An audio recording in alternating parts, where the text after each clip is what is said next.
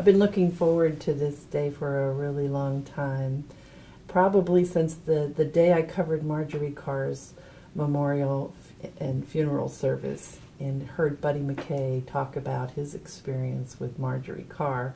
And afterwards we got to talking about how ironic it was that we had 3 Marjories in the state of Florida who were such environmental pioneers.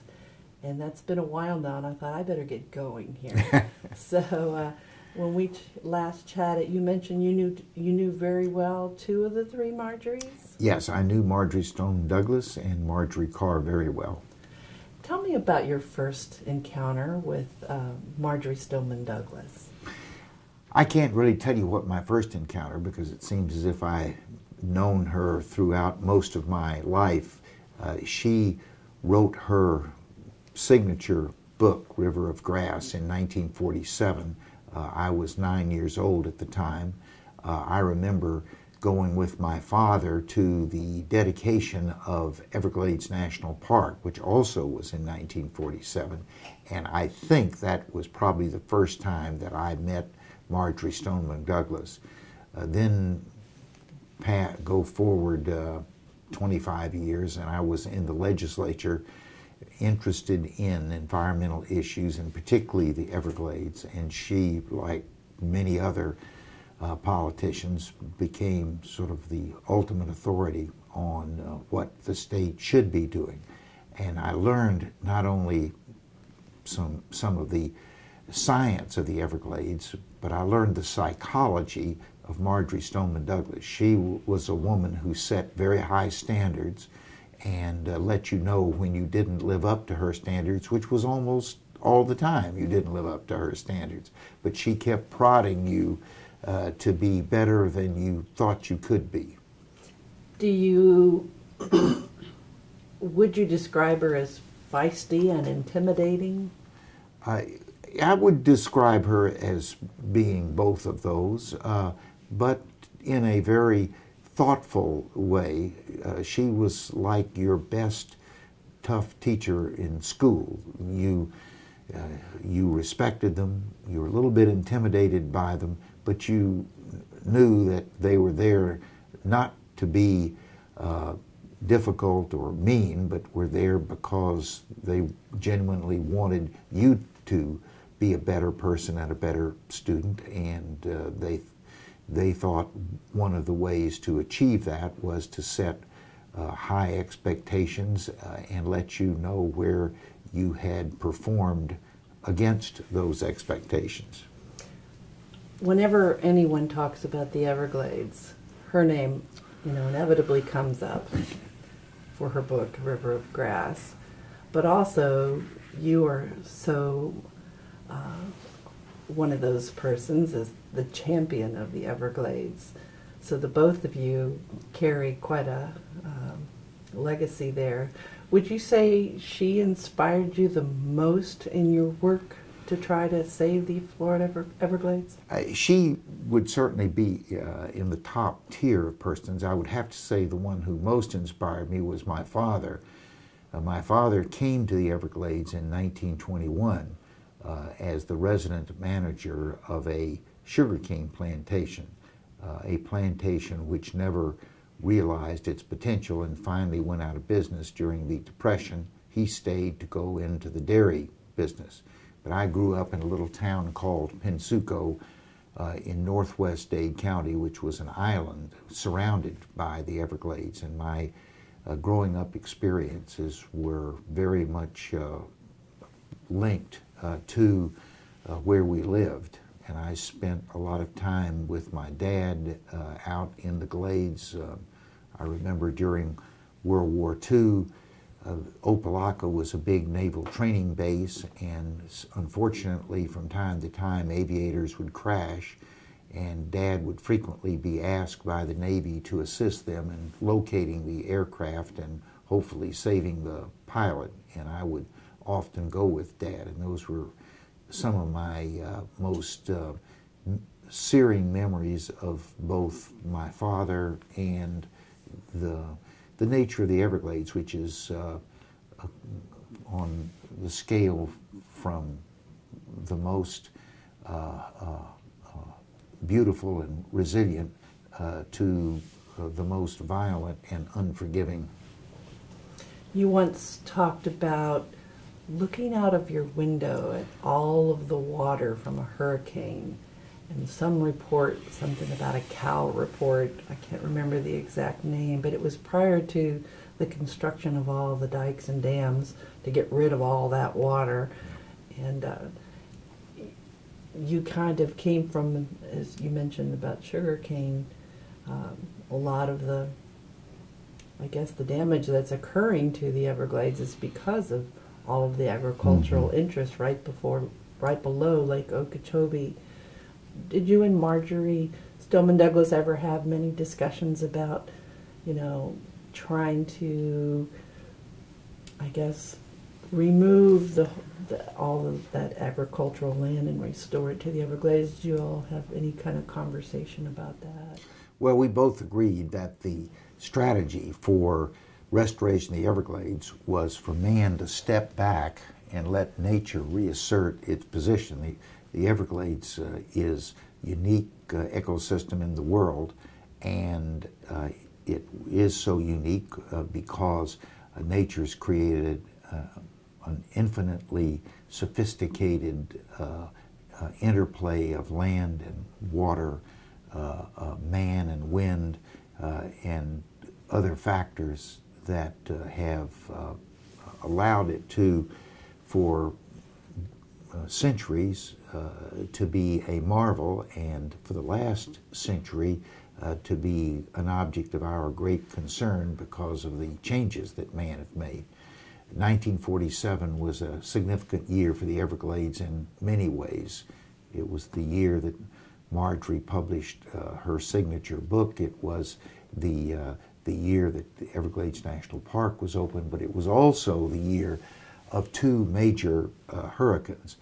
And out in Pensacola, I lived in a two-story coral rock house, and during hurricane nights, many people would come and stay with us because it was the strongest house in the neighborhood.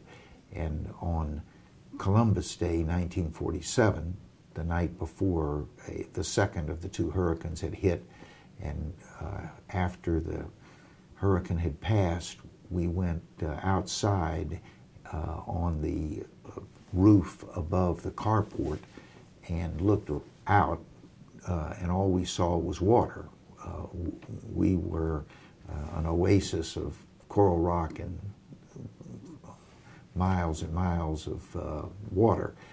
And the lady who was overseeing the kids up there on the roof commented that it was Columbus Day, and that if Christopher Columbus had come on that day in 1947 instead of in 1492, he would have turned his boats around and gone back to Spain, and that may have been the best course of action for Christopher had he seen the scene that we were looking at. We're certainly spending a lot of time having to redo mistakes that man made decisions for in the Everglades and other places. Well, that's true, but in some defense of that, for a long time in Florida, not only the Everglades, but the woodlands of North Florida, the coast of the Gulf and the Atlantic, people looked at not as things of beauty to be protected, of things that had long-term economic benefit, because they defined and created what it was that people were seeking and came to Florida to find. But they thought of Florida as being a commodity. It was a thing that could be changed. If it was dry, you could dredge it up and make it wet. And if it was wet, you could fill it in and make it dry. And those were all accepted and widely used practices. They thought they were doing the right thing, making this remote swamp-like area more like central Pennsylvania. That's what the original people who started changing the Everglades wanted to do.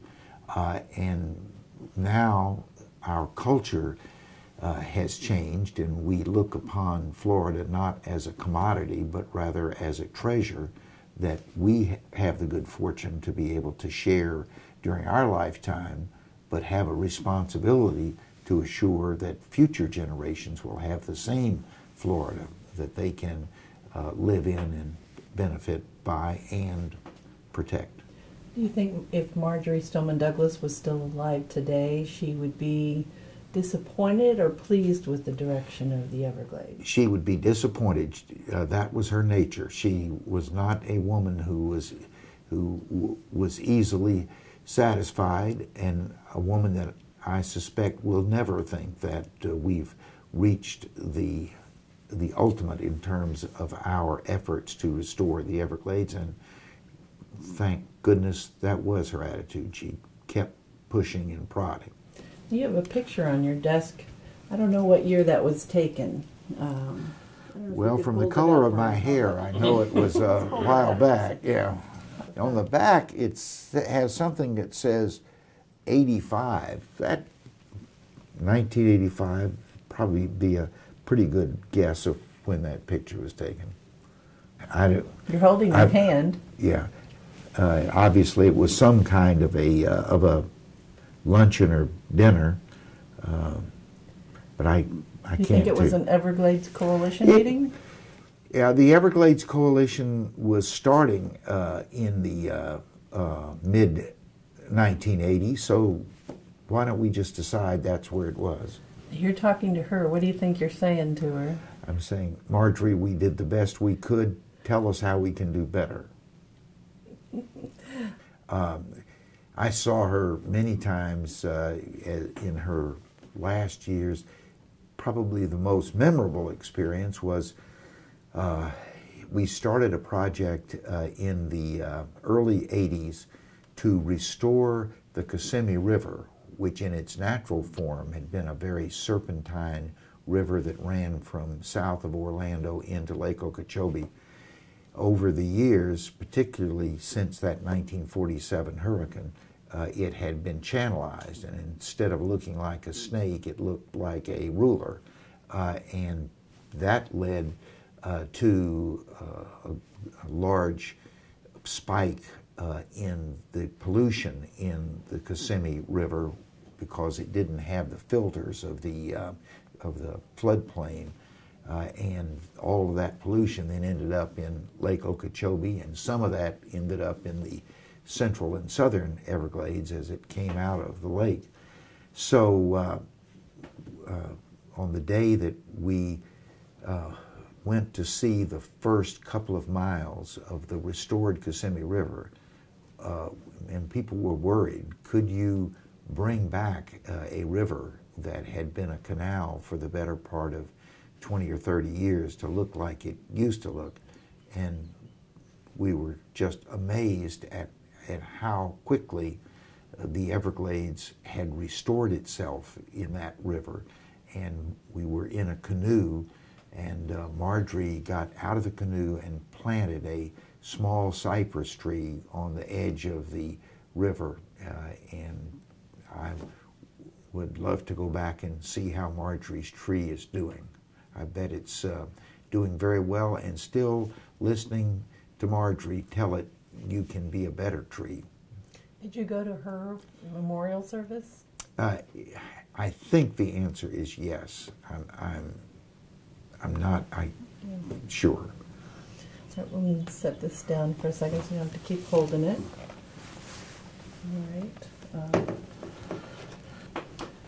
All right. When Marjorie Carr passed away, I went to the memorial service in Gainesville, downtown Gainesville. Buddy McKay spoke, and he told the funniest story about he had been a newly elected congressman, and a phone call came into his secretary, and she said, "There's a Marjorie Carr on the phone, and she said she wouldn't mind holding." And when he got on the phone, she said, "Now, Buddy, do you remember when you said you were going to stop the Cross Florida Barge Canal?" He said, "Yes, Marjorie, I remember that. What have you been doing, buddy?" And I loved that story. Afterwards we spoke, and he said that all three Marjories of Florida, Marjorie Carr, Marjorie Stoneman Douglas, and Marjorie Kinnan Rawlings, in their own way, were way out front before all of these environmental organizations even existed at the national level. And how unique do you think that is for women at that time to be being such champions and being listened to and getting such action? Well, it was unique, and they set a standard that many women and men have followed since they began to express so forcefully what they thought we were doing to Florida that was altering its essential character. I got many of those phone calls too from Marjorie Carr. She almost treated us like your first grade teacher checking in 20 years later to see how you were behaving.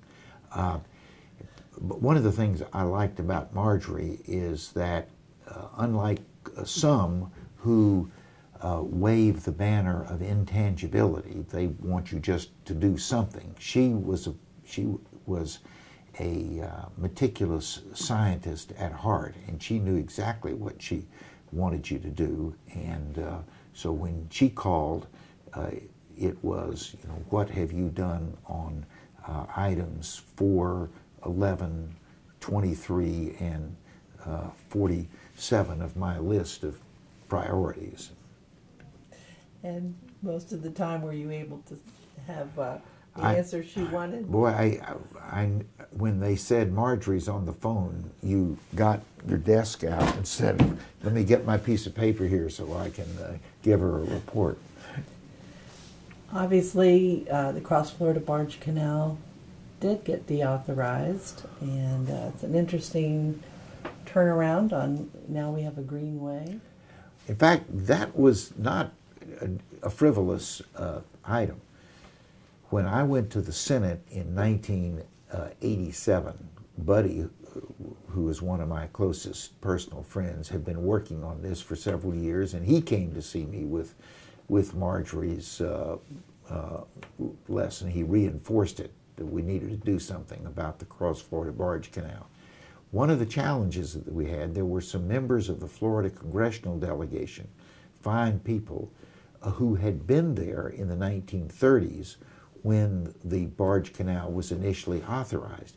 And like a lot of other people in politics, they'd somewhat fallen in love with the barge canal. It had personal memories and attachments, and they were very reluctant to think about deauthorizing it, although there had been no work done on the barge canal since the Nixon administration.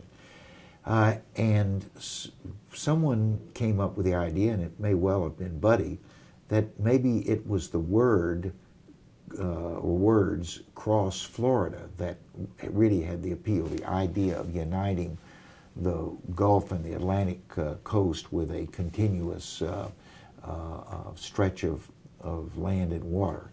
And so the idea was, let's, as we deauthorize the canal, let's don't deauthorize the words Cross Florida, but change it to a Cross Florida Greenway, where people will be able to walk, bicycle, and experience the two coasts of Florida in a natural way.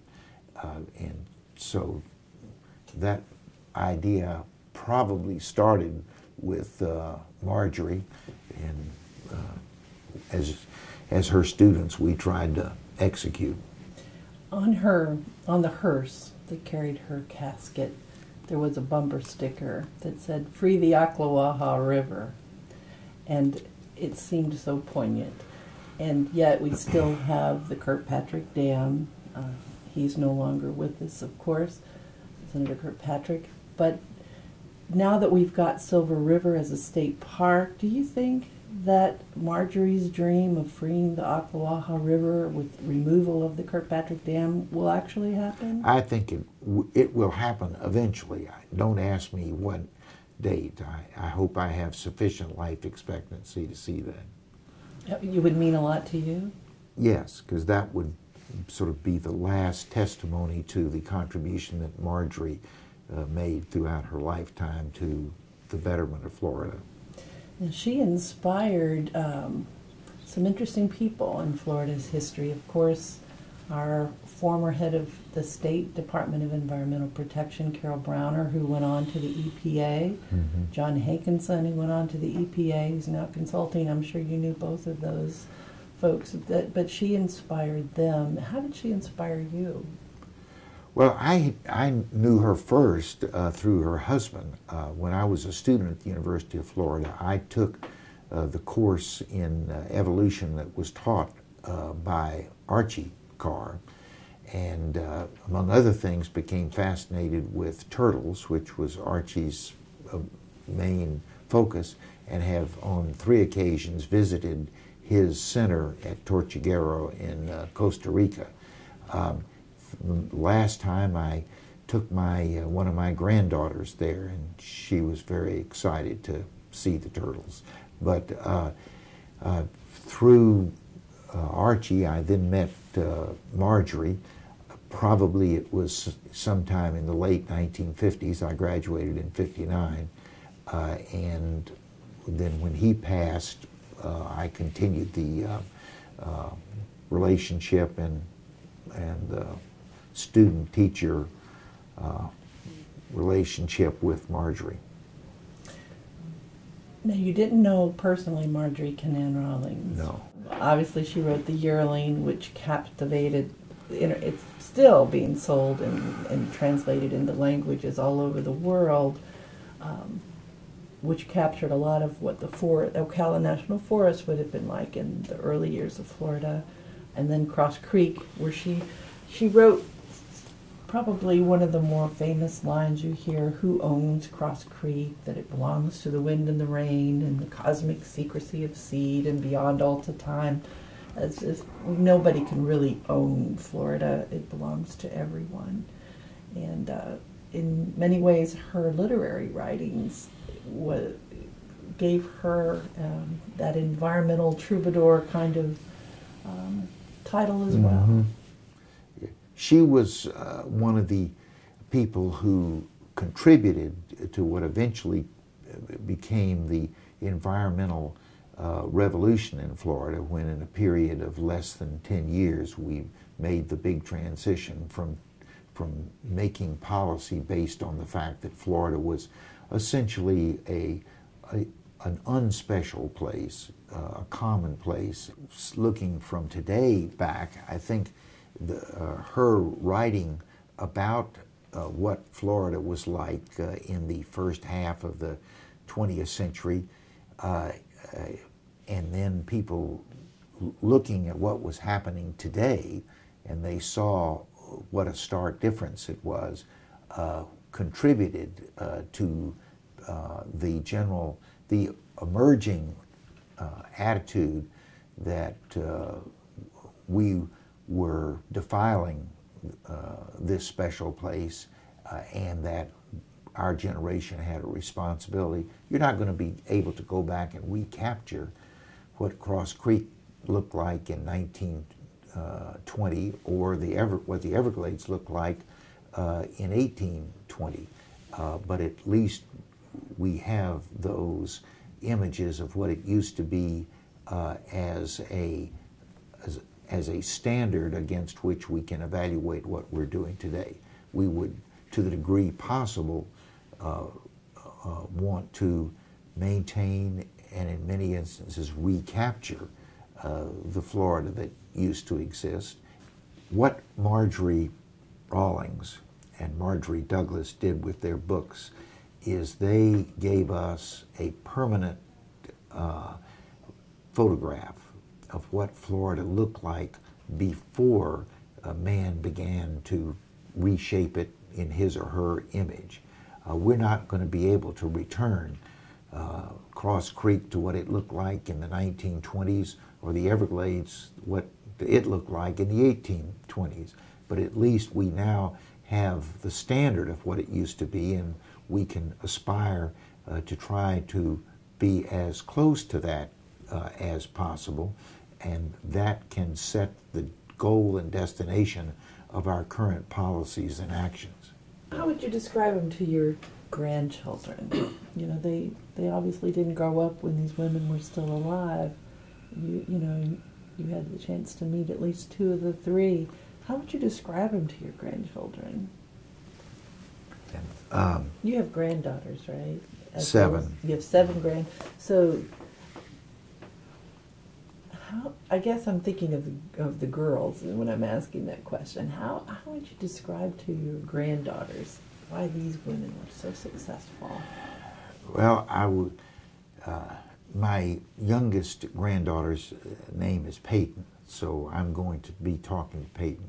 I'd say, Peyton, I wish I could have taken you by the hand and we had gone to the home of Marjorie Carr and Marjorie Douglas, homes which were quite similar. They were not elaborate mansions. They were proud but rather humble places, and they were places when you were there, you immediately understood the values of the persons that lived there. Miss Douglas's home in Coconut Grove was filled with paintings of the Everglades and a rich and full library, many of the books about Florida and its environment.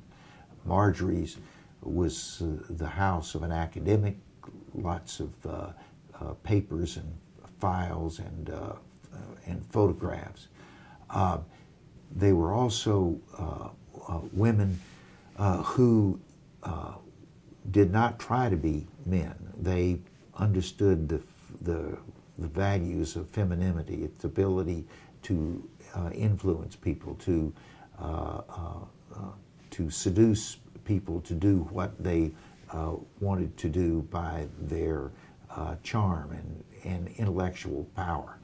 They also were women who had specific goals in life. They did not, over their lifetime,